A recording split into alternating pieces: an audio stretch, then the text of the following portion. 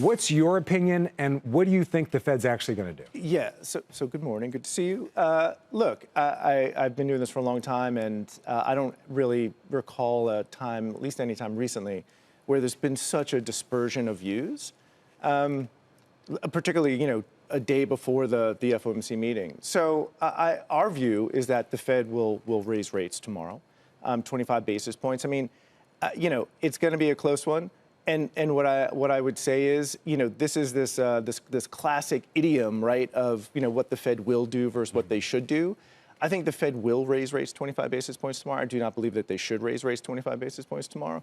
But again, our view has that's been our view. I mean, right. I think the Fed was fighting yesterday's war on inflation. So we never really believed in the idea of having to get this aggressive, particularly toward the end of this hiking cycle. But it's pretty clear now, with the market priced, as you said, about 75% chance of the Fed going tomorrow, that the Fed is going to deliver. I think if they don't deliver, particularly on the back of market pricing in, virtually a 25 basis point hike for tomorrow, I think it would just lend itself to confusion, worry. What do they know that we don't? So I think at this point, it looks like they're going to go. On the first two, I think we have plenty of it already. There's lots of confusion and worry already. Yeah. So just to be clear, we're going to show the graphic one more time. You're actually agreeing with J.P. Morgan, Citi, Morgan Stanley, Bank of America, that there will be a 25 basis point hike tomorrow. Well, either that or they agree with me. There you go. You know what? There you go. Depends which way you look at it. Yeah. I want to bounce one other thing from your colleagues at J.P. Morgan. They're suggesting the Fed's already on a path to no return from a no quote. Here's what they're saying. The Fed is facing a difficult task on Wednesday, but it is likely already past the point of no return. A soft landing now looks unlikely with the airplane in a tailspin, in parentheses, lack of market confidence, and engines about to turn off, in parentheses, bank lending.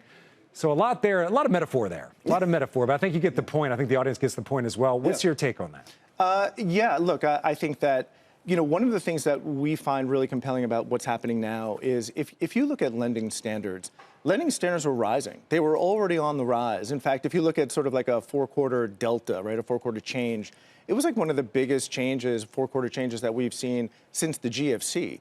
Now, in fairness, it was coming from a much lower level. But again, the direction of travel I thought was really compelling.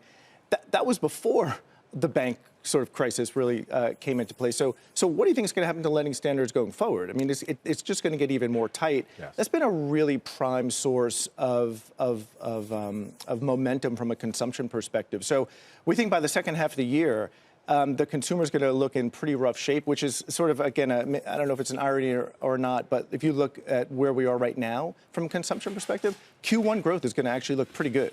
Actually, it might even be pretty strong.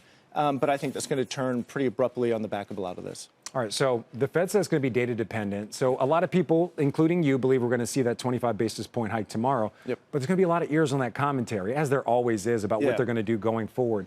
What are you expecting going forward, and how heavily will this banking crisis weigh on the decision going forward? I think this is such an important question. And I think, look, they have to, clearly they're going to acknowledge what's happening, right? I mean, I don't know how you can't.